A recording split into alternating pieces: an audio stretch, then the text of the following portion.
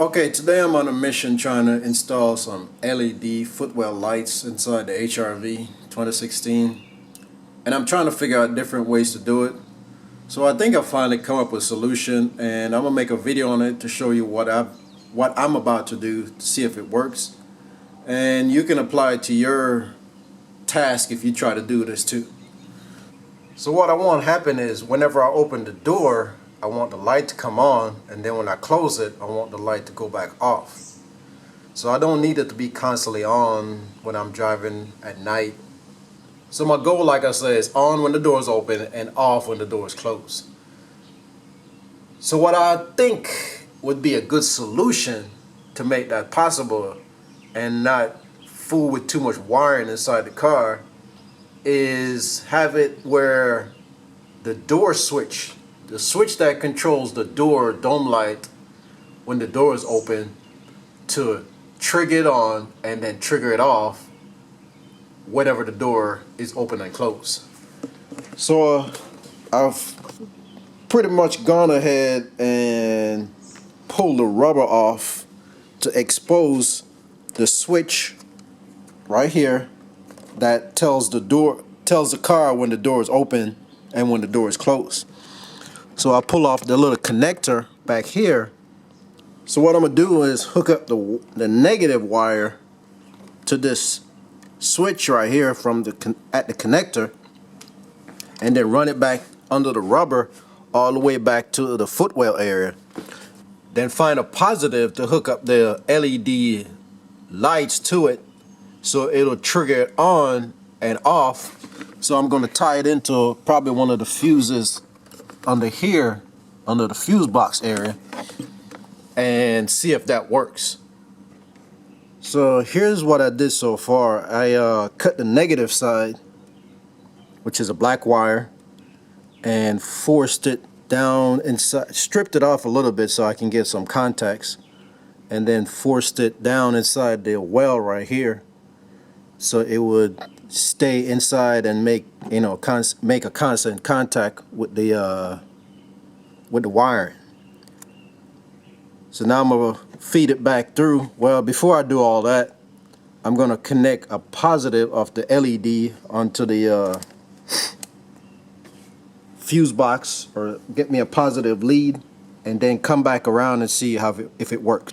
Okay, so I've been fiddling around with this thing for a while, for at least an hour, trying to figure out the best solution, and I finally found it. So I did some tests and it worked. So when you open the door, light comes on, close the door, lights goes off. So what I'm going to do next is try to wire up this thing and show you what I'm about to do to make this whole thing work. And a brilliant idea was hitting me while I was doing it, that what I would like to do is have it to where each door turn on each LED lights, front and rear. So the next thing I'm going to do is create a power distribution box using this terminal switch and these connectors, terminal rings. So once I wire it up, I'm going to show you what it looks like. So give me a few minutes to wire it up. So I'm making this power distribution blocks for the LED lights, and I just want to explain what I'm actually doing. So the goal is to have the power source coming in and then distributed along the line here to each one of the LED lights that I connect. And what is going to happen is this is going to feed into this first one right here, and then it's going to loop around and feed to the next one, and feed to the next one, and feed to the next one, all the way down. So that means each one of these on the other end will have a power source available whenever it's connected, because it's coming in from one end, but it's distributing all along the line to all these individual ones over here. So that's what I'm doing. So right now what I'm trying to do is make the different connections. So I've cut the strips of wire about 3 inches. Probably could go 2 inches if you want to, but I cut mine 3 inches to give me enough room to bend around and connect the next one to the next screw. So I'm going to finish this up and then I'll come back and show you what it looks like when I'm done. So as you can see, this is the way I have it wired. Each one go into the other and cross. So it's crossing each other, distributing the power. And this one is going to lead to the power that goes to the fuse box. So now it's just a matter of me screwing in, because this is what they look like. And each one of these are screwed into the block, the terminal block. So now I'm just going to tighten them up and then get the power source from the fuse jumper. That's what I'm using. I got a 7.5 milliamp fuse in there. So this is going to connect to here. But before I do that, I'm going to go in there under the dash and see what it looks like as far as the length. Because if I do have to add some more, I want to have that option. So I'm not going to clamp this on yet until I go in there and see what it looks like first. So after connecting the wire, which is a negative wire, because this is a negative switch, I looped, well actually I feed it underneath the plastic hooks under here, all the way across, all the way up, and back here under the plastic cover for the gas cap release and the hood release. And now I'm about to put the rubber back on to conceal that wire so it's not shown.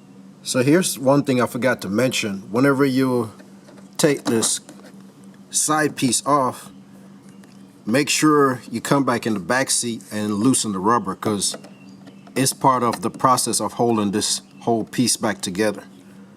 So like I said, get in the back seat and undo the rubber back here to loosen the side panel along with the front rubber. And don't forget to put it back on when you finish. Okay, so here's the end result. I got everything connected.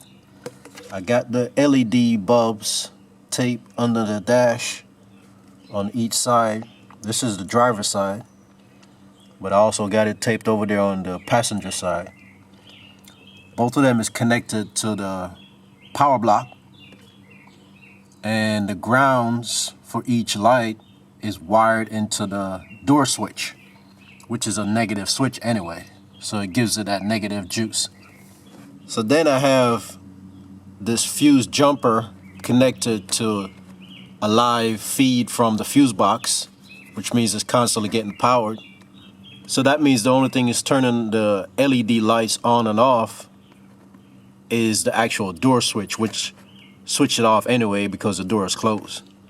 So that means the two front footwell area is lit depend on which door is open, because the way I have it now is independent. At first I was trying to go where all the lights come on when any door is open, but then I stumble upon the fact that, hey, I can just have one light come on whenever that door is particularly open and not just all of them, which I like it better that way anyway. Right now it's just a matter of plugging in this jumper switch into the right spot.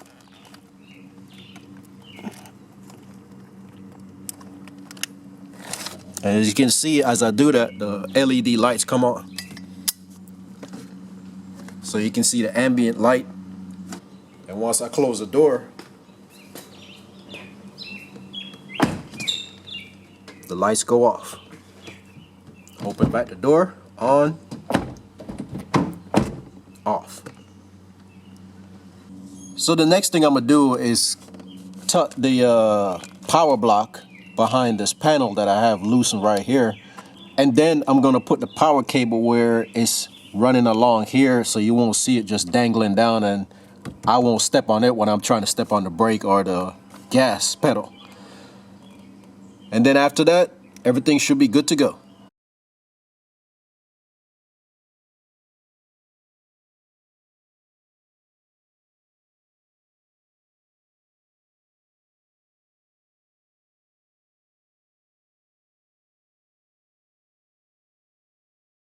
And as you can see, this is the passenger side, and it's on right now because the passenger door is open. But I'm gonna manually push the switch to act like the door is closing, and watch, the lights goes off. Light goes on, light goes off.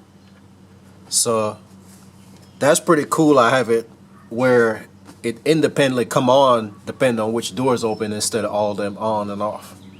Right now it's just a matter of putting these rubber back on and sealing everything back up. So there you have it. That's my video on installing the LED lights in the Footwell passenger and driver side of the Honda HRV. I'm gonna do the back probably later on in another video. I'm not sure how I'm gonna install that yet because the way I have it installed on the front, I have them stick up to the bottom footwell area. And back there in the back, there's nothing to stick it to. There's nothing but cloth. So I have to come up with a crafty way of doing those. But when I do, I will actually do a video on that one and show you how I did it. But now that I have the method of how to wire it where I can have them come on and off without being on all the time, that's my main goal. So the back shouldn't be too hard. I just have to find the appropriate light that I can put back there, because I can't use the stick-on kind, because stick-on kind is not going to work. So when I do that video, I will keep you posted and post that one and let you know. So the best way for you to find out about that video is to subscribe, so you'll know when the latest video come out. And if you like this video, give it a thumbs up and share this video with anybody else you know. I hope this video was helpful to you, and if you have a Honda HRV and you want to install these lights, this is a good way to do. Now this might work for other vehicles too, so you can try it. Just be cautious. Remember to disconnect the negative ground on the battery so nothing gets shorted out. Also, I'm gonna list all the parts that I used to make this video down at the bottom, so don't forget to check that out. So that's it for this video. I hope you enjoyed, and I'll see you in the next one. Richard Vall signing off.